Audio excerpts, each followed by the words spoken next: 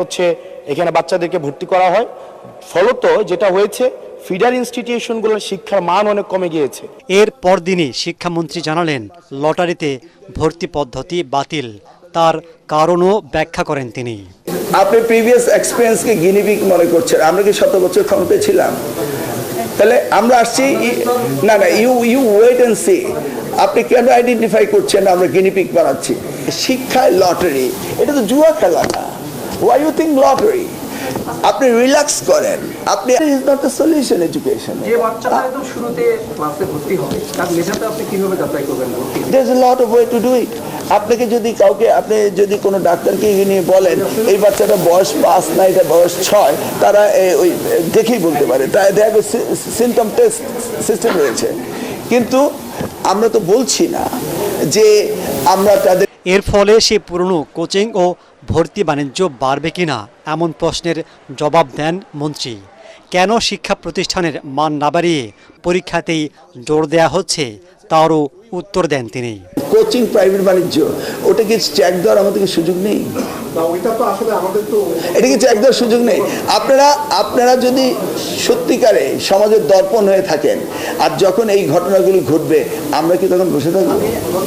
এছাড়াও স্নাতক পাশ ছাড়া কেউ স্কুলের ম্যানেজিং কমিটির সভাপতি হতে পারবেন না বলে আবারও জানান শিক্ষামন্ত্রী। Governing body president of whatever, সেটা হলো স্নাতক।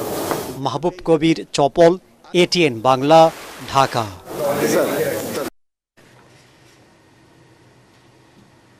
যেহেতু লম্বা ছুটি, রাস্তাঘাটে অনেক যানজট হবে, সরকারি দপ্তরের লোকজন আজ এবং কাল রওনা করবে, আর গার্মেন্টস সেক্টরের লোকজন 18 তারিখের পর থেকে। এবারের ছুটিটা ধাপে ধাপে হওয়ার কারণে আমরা অনেক খুশি।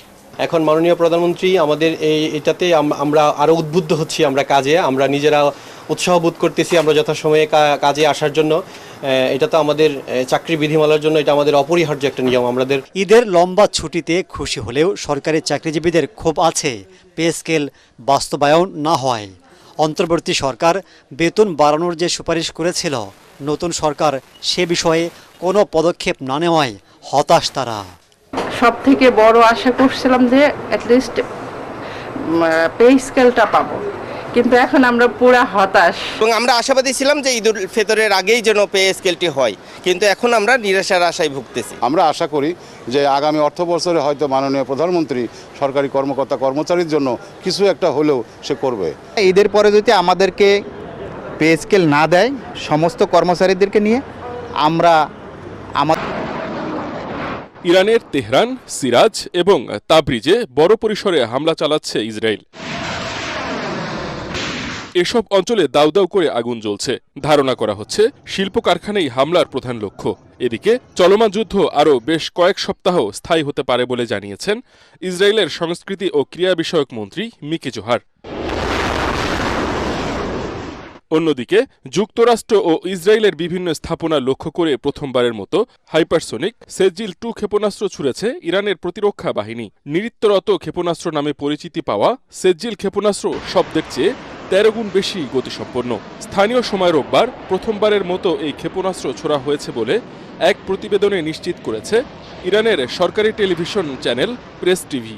এটি ইরানের নিজস্ব প্রযুক্তিতে তৈরি করা একটি শক্তিশালী মাঝারি পাল্লার ক্ষেপণাস্ত্র, যা সর্বোচ্চ 2000 কিলোমিটার দূরের লক্ষ্যবস্তুতে আঘাত হানতে সক্ষম। এদিকে হরমুজ প্রণালীর নিরাপত্তা নিশ্চিতে ট্রাম্পের যুদ্ধজাহাজ পাঠানোর আহ্বানে সাড়া দেয়নি কোনো দেশ।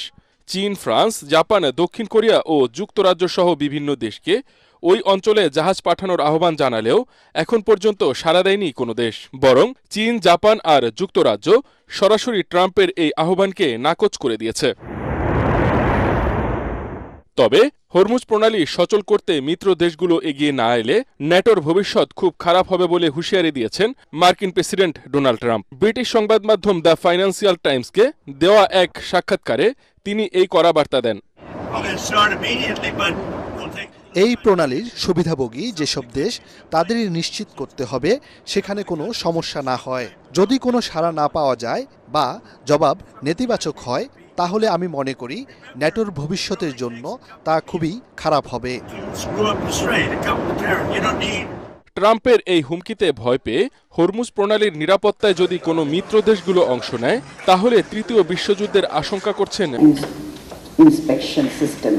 Finally, tariff reduction under the EPA could result in short-term revenue losses for the government. আন্তর্জাতিক সংবাদ।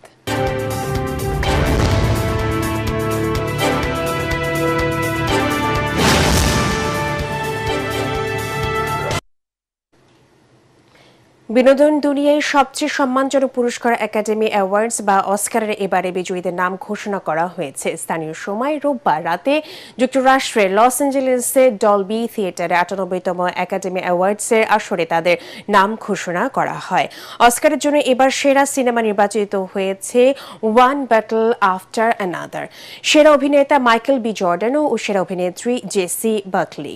সেরা পরিচালকের পুরস্কার পেয়েছেন পল টমাস অ্যান্ডারসন। সেরা আন্তর্জাতিক ফিচার ফিল্ম পুরস্কার লাভ করেছে সেন্টিমেন্টাল ভ্যালু।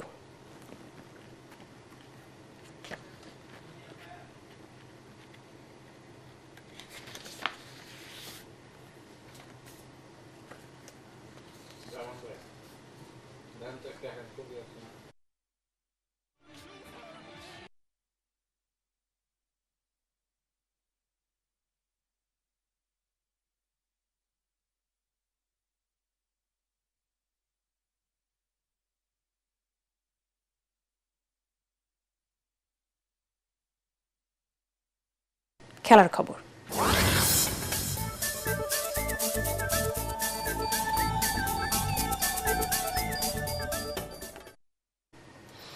এশিয়ান ফুটবল কনফেডারেশনের সাধারণ সম্পাদক দাতো উইন্ডসন জন জানিয়েছেন ফিফা বিশ্বকাপে ইরান অংশ নেবে। আজ সোমবার কুয়ালালামপুরে এক সংবাদ সম্মেলনে দাতো জন বলেন, যতদূর জানি ইরান বিশ্বকাপ খেলছে। সে দেশে ফেডারেশনের পক্ষ থেকে অন্য কিছু শুনিনি। গত সপ্তাহে মার্কিন প্রেসিডেন্ট ডোনাল্ড ট্রাম্প সতর্ক করে বলেছিলেন যে ইরান যদি বিশ্বকাপের ম্যাচগুলো খেলতে লস অ্যাঞ্জেলেসে এবং সিয়াটেলে যায় তবে জীবন ও নিরাপত্তা ঝুঁকিতে পড়তে হয়। Iran